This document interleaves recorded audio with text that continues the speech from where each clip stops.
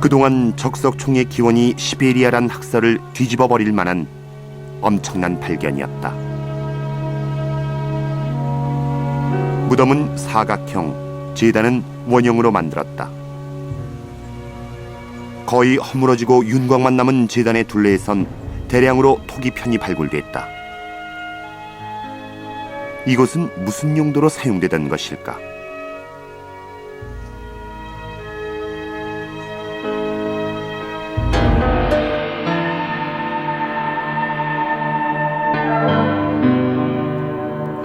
흙으로 다지고 돌을 쌓아올려 만든 3단의 원형 제단을 위아래가 모두 트인 토기가 둘러싸고 있었다.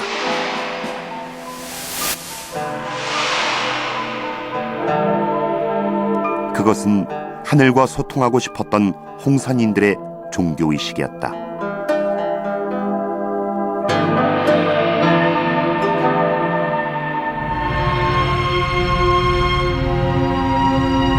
기원전 3500년 거대한 적석총과 신전, 제단을 만들어냈던 홍산 문화는 무엇을 의미하는 것일까? 그 우화량 지역은 홍산 문화 전체에서 가장 중심적인 성소로 얘기를 하고 있습니다. 그래서 여신묘와 천재 제단터와 거대 적석총을 갖추고 있는 삼위일체의 구조라는 것은 이미 우화량을 짓는 이 시기에는 최소한 초기 국가 단계나 초기 문명 단계에 진입했다는 걸 보여주는 굉장히 중요한 유적입니다. 황하 문명보다 1000년 이상 앞선 홍산 문화는 5000년 전 이미 초기 국가 단계로의 진입을 알리고 있다. 우화량은 어쩌면 홍산인들의 성지였을지도 모릅니다. 우화량 전역에서 주거지는 전혀 발견되지 않은 채로 무덤과 제단과 신전들만 발굴이 됐기 때문이죠. 대체로 학자들은 이처럼 거대한 규모의 성지가 건설되려면 강력한 권력자가 있었을 것이다 라고 말하고 있습니다. 홍산인들이 기원전 3500년에 이미 초기 국가 단계에 진입했다는 사실은 중국인들에게 많은 혼란을 줬습니다.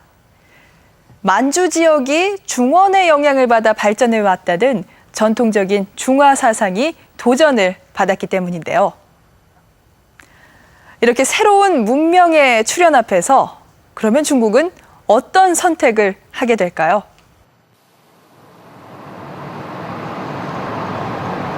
유어 문명의 출현은 중국을 당황하게 만들었다.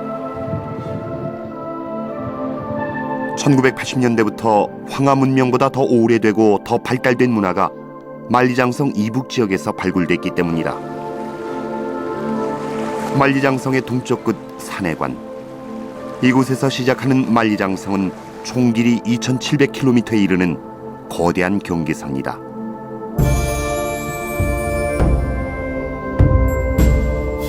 예로부터 중국은 만리장성을 중원과 변방을 가르는 북방 한계선으로 인식해왔다.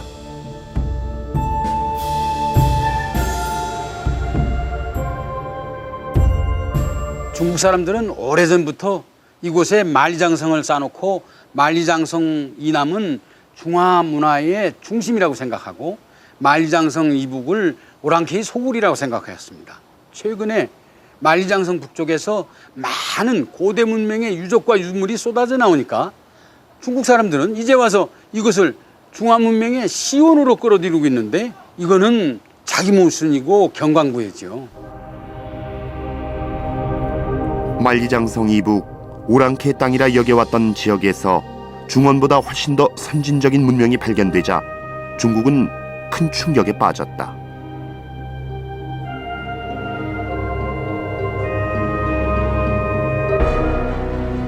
중국은 발빠르게 움직였다. 중화 문명의 기원이 한 곳이 아니라 여러 곳이라는 이른바 다기원론을 들고 나왔다.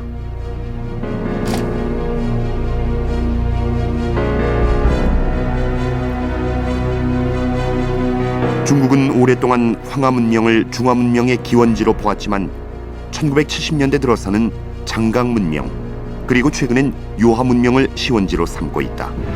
이렇게 되면 중화 문명사는 1000년이나 앞당겨진다.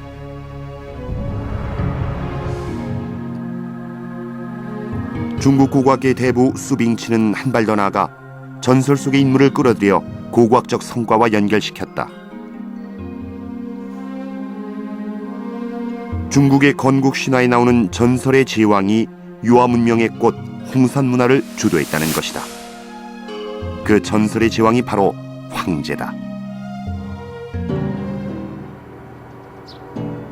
황제는 중국의 신화적 인물이지만 이젠 역사적 인물로 완전히 탈바꿈해 있다. 북경 인근 황제의 성이라 불리는 곳에 중국인들의 시조를 모시는 사원이 있다.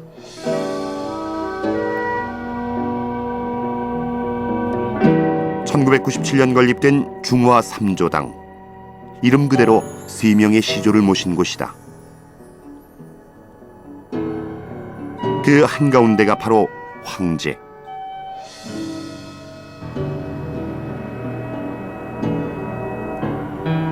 중국 사람들은 예로부터 황제와 염제를 자신들의 시조로 모셨는데 최근 여기에 슬며시 치우가 끼어들었다.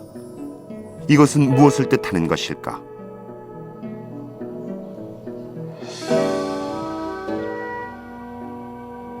民族的3位始祖炎帝、黄帝、蚩尤，那炎帝和黄帝呢，代表是咱们大汉族的祖先；那蚩尤是代表是咱们国家的少数民族的祖先。现在把炎帝、黄帝、蚩尤放在一起呢，就是搞这个中华56个民族大团结。那我们涿鹿呢提出3种文化的宗旨，就是56个民族同根共祖、同出一源，这就是3位祖先。 중국 사서에 의하면 치우는 황제와 맞서 싸웠던 인물로 그 성격이 포악하다며 부정적으로 묘사되어 왔다.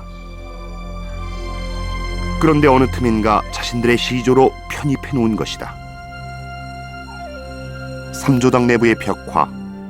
자신들의 조상과 치열한 싸움을 벌인 치우를 또 한 명의 조상이라고 한 까닭은 무엇일까? 이것은 현재 중국 영토 안에서 이루어진 모든 이민족의 역사는 중국의 역사란 틀에서 비롯된 것이다. 예전에 황제의 영역은 만리장성을 넘어가 본 적이 없습니다. 근데 만리장성 너머에서 요하 문명 전체 지역을 신화 시절부터 여기가 바로 황제의 땅이었다는 논리를 만들어 가고 있는 거예요. 그걸 통해서 황제의 땅이었던 요하 지역에서 중국 문명이 최초로 꼽히기 시작했고, 그 다음에 이어서 황하와 장강에서 문명이 꼽히기 시작했다. 다기원론을 가는데 실질적인 기원지를 요하로 삼고 있는 게 현재 재편 작업의 가장 핵심적인 논리 중에 하나입니다.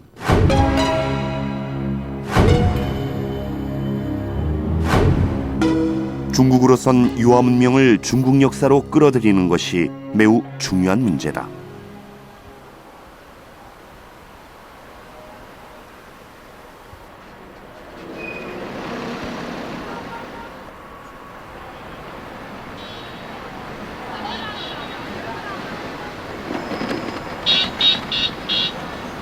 심양의 윤영성 박물관은 언제나 사람들로 북새통을 이룬다.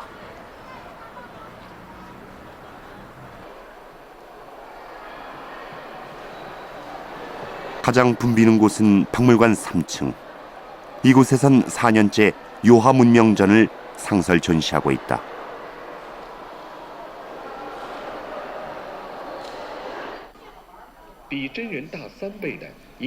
이 전시는 중국 문명의 시원을 요하 문명으로 정하고 이를 황제가 주도했다는 것을 주 내용으로 하고 있다.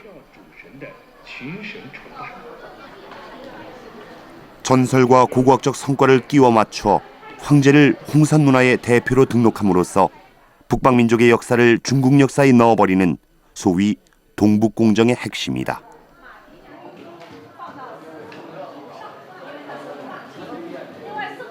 그러니까 동북공정은 고구려만의 문제가 절대로 아닙니다. 이거는 동북아시아 전체 역사에 대한 재편 작업의 한 부분에 불과하다는 거 우리가 명백히 인식할 수 있어야 됩니다. 과연 장성 이북 만주 지역의 역사가 중국의 역사가 될 수 있을까? 중국은